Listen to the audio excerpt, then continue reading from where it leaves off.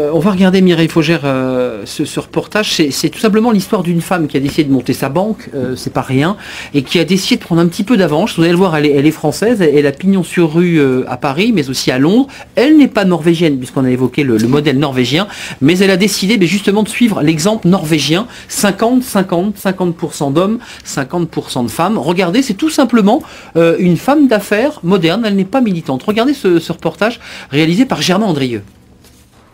Ce n'est pas une militante, c'est avant tout une femme d'affaires. Martine Liotto est à la tête de sa propre banque spécialisée dans les fusions et acquisitions.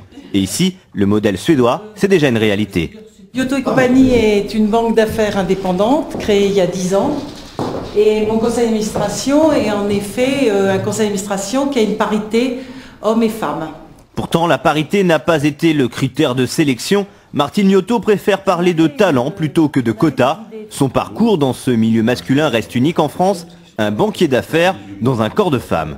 C'est une femme, il n'y a aucun doute là-dessus, mais je n'ai jamais eu de problème particulier dans ma relation avec elle, du fait de son genre ou de son sexe. Le fait de savoir que les femmes n'ont pas les mêmes salaires que les hommes, que les femmes ne sont pas nommées, que maintenant on a des chiffres, on a des statistiques, si vous voulez, font que la plupart des grands groupes ne sont pas si naturellement misogynes, je ne crois pas du tout.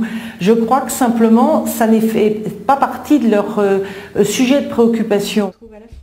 Si Martine Liotto conteste toute misogynie, les chiffres restent sans appel car seuls 17% des entreprises françaises sont dirigées par une femme. Si je souhaite quelque chose, c'est que les jeunes femmes qui n'ont pas les mêmes facilités accèdent aux responsabilités qui sont normales. Ils sont normales pour leur intelligence, pour leur savoir-faire. Je trouve qu'il y a plutôt plus de difficultés pour les jeunes femmes dans les entreprises à accéder au comité exécutif ou au conseil d'administration ou en tout cas à des postes en vue. À la fois mère de 2 enfants et à la tête de sa propre banque d'affaires, Martine Liotto n'a pas eu besoin de quotas.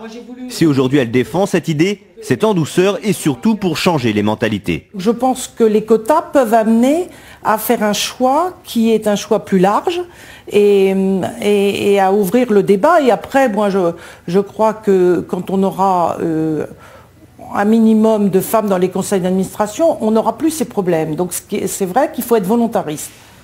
Du volontarisme politique pour doper les initiatives individuelles. Si la loi est adoptée, Martine Liotto ne sera plus une exception, à condition bien sûr que les sanctions soient dissuasives.